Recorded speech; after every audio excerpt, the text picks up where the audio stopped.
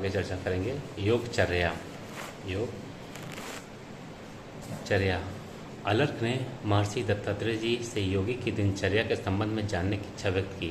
तब दत्तात्रेय जी बोले, हे राजन, मान और अपमान ये दो ही मनुष्यों को प्रसन्न एवं उद्वेग करते हैं, और ये दोनों ही विपरीत दशा में, अर्थात यदि योगी मान को अपमान और अपमान को मान समझने लगे और उसी तरह मान को विष रूप एवं अपमान को अमृत रूप समझे, पवित्र भूमि पर ही अपना पैर रखे, वस्त्र से छने हुए जल का ही पान करे, सत्य से पवित्र हुई वाणी को बोले, अब बुद्धिपूर्वक विचार करके चिंतन करे तो वह सिद्धि को प्राप्त करता है।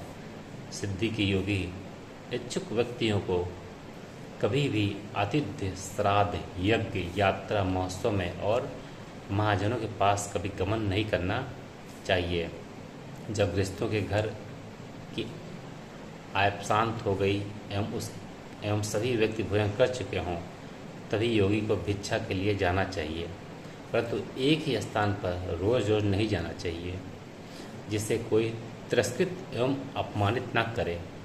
इस प्रकार का प्रयत्न करता हुआ योगी अपने साधुत्व को नष्ट न करते हुए आनंद पूर्वक विचरण करता है। योगी को भिक्षा केवल गृहस्थों एवं यायावर पुरुषों के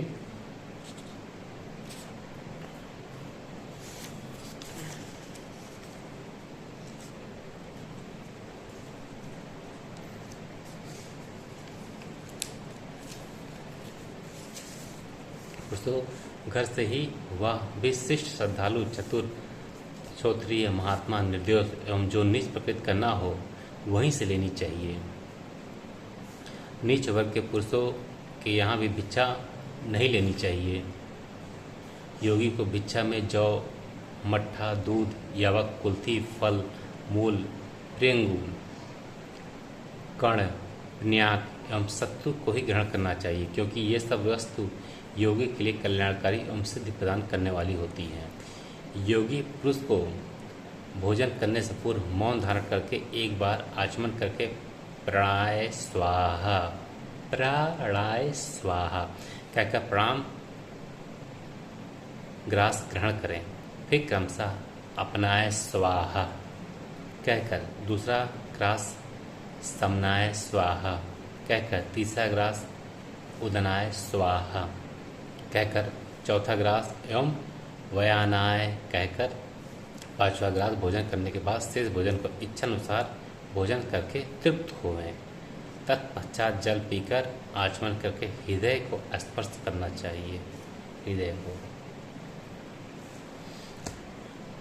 अस्तेय, ब्रह्मचर्य, त्याग, आलोक एवं अहिंसा, इन पांचों महान व्रतों को धारण करते हुए अक्रोध, बिना किसी कार्य का अक्रोध, गुरु सेवा, पवित्रता, अल्पाहार एवं नित्य स्वाध्याय, इन 5 नियमों को पालन करना चाहिए। योगी पुरुष को ज्ञान की विविधता के चक्कर में न पड़कर सारभूत एवं कार्य को सिद्ध प्रदान करने वाले ज्ञान की ही उपासना करनी चाहिए। जानना है वह भी जानना है, अर्थात अनेक प्रकार के ज्ञान की प्राप्ति के चक्र में पड़ने से हजारों वर्ष तक भटकना पड़ता है और ज्ञान की प्राप्ति कुछ भी नहीं होती। ज्ञान की प्राप्ति कुछ भी नहीं होती। संग का त्याग करने वाला अक्रोधी, अल्पाहारी, जितेंद्रीय योगी को बुद्धि योग से 10 इंद्रियों के द्वारों को बंद करके मन को ध्यान में स्थिर करना चाहिए। योगी पुरुषों को निर्जन एवं एकांत स्थान, गुफा तथा वन में जाकर विधिपूर्वक ध्यान करना चाहिए। वाक्दंड, कर्मदंड और मनोदंड को वश में करके रखने वाले यति को ही त्रिदंडी कहते हैं। वाक्दंड, कर्मदंड एवं मनोदंड को वश में रखने वाले यति को ही त्रिदंडी कहते हैं। इस सब असत्य गुण अवगुण रूपी इस संसार को जो योगी आत्ममय मानता है, उसका ना कोई अपना ना कोई पराया ही है। जो विशुद्ध मन से सोने को भी मिट्टी तुल्य मानता है तथा सब प्राणियों को एक समान भाव से देखता है तथा समस्त प्राणियों में समाहित होकर सर्वत्र ही एकमात्र सर्वाधार, शाश्वत एवं अव्यय ब्रह्मा को सर्वत्र विद्यमान देखता है, उस योगी का पुनर्जन्म नहीं होता। संसार में वेदों में भी श्रेष्ठ यज्ञ, यज्ञों से श्रेष्ठ जप, जप से श्रेष्ठ ज्ञान मार्ग एवं ज्ञान से विषयासक्ति एवं राग विहीन होकर ध्यान ही सर्वश्रेष्ठ है, क्योंकि ध्यान से शाश्वत ब्रह्म की प्राप्ति होती है। इसलिए सावधानीपूर्वक ब्रह्मपरायण, प्रसाद रहित, एकांतवासी और जितेंद्रिय होकर ध्यान योग की साधना करता है, वही आत्मा में आत्मा के संयोग से मोक्ष को प्राप्ति करता है।